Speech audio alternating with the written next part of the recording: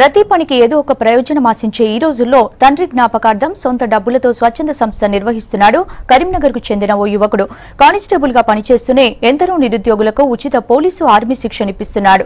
సమాజానికి తన వంతు సహకారం అందిస్తున్న ఓ యువకుని స్ఫూర్తి కథనం మీకోసం.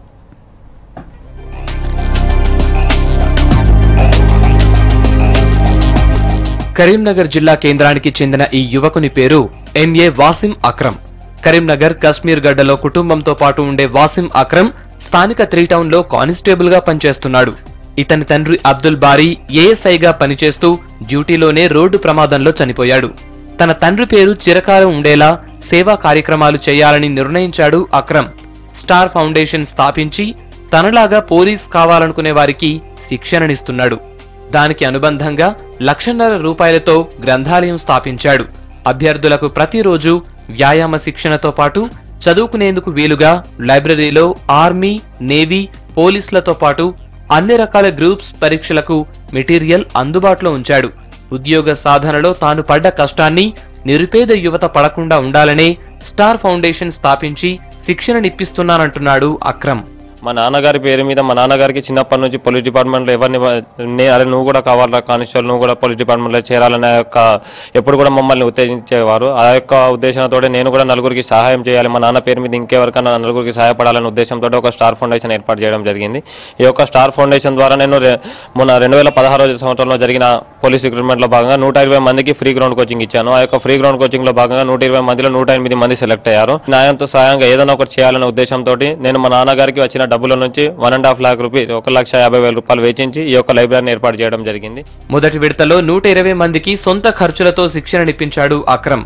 అభ్యర్థులకు అప్పటి ఎస్పీ జోయల్ డేవిస్ చేతుల మీదుగా డ్రెస్సులు అందించారు. అక్రమ్ సేవా గుణానికి స్పందించి మరికొందరు సబ్జెక్ట్ ఫ్యాకల్టీలు అభ్యర్థులకు ఉచిత శిక్షణనిచ్చేందుకు ముందుకొచ్చారు.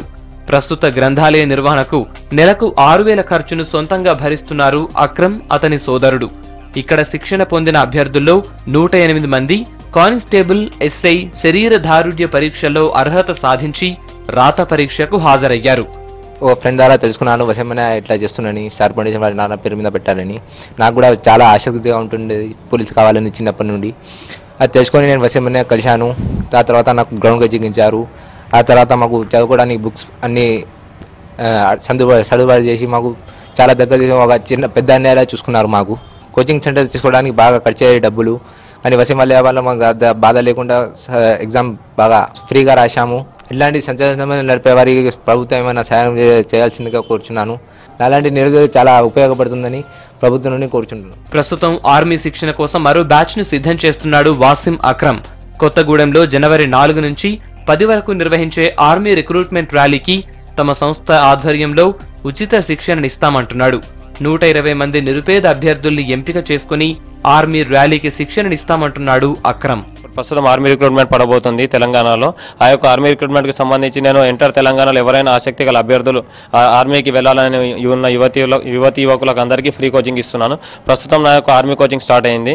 ఈ యొక్క ఆర్మీ కోచింగ్లో సదుర కరీంనగర్, ఖమ్మం, వరంగల్, ఆదిలాబాద్, మహబూబ్ నగర్ నుంచి ఇప్పటికీ 60-70 మంది పిల్లలు రావడం జరిగింది. వాళ్ళందరికీ నా తరపున ఫ్రీ గ్రౌండ్ కోచింగ్ ఇస్తున్నాను. అదేవిధంగా లైబ్రరీ నిర్వహణ జరుగుతుంది. ఇందుకు మా యొక్క కుటుంబ సభ్యుల ప్రోత్సాహం ఉండడం వల్ల నేను ఈ యొక్క స్టార్ ఫౌండేషన్ నిర్వహిస్తున్నాను. తాను స్థాపించిన ఫౌండేషన్ ద్వారా పేద అభ్యర్థులకు ఉద్యోగాలు వస్తే అంతకు మించిన సంతోషం మరొకటి ఉండదని చెబుతున్నాడు.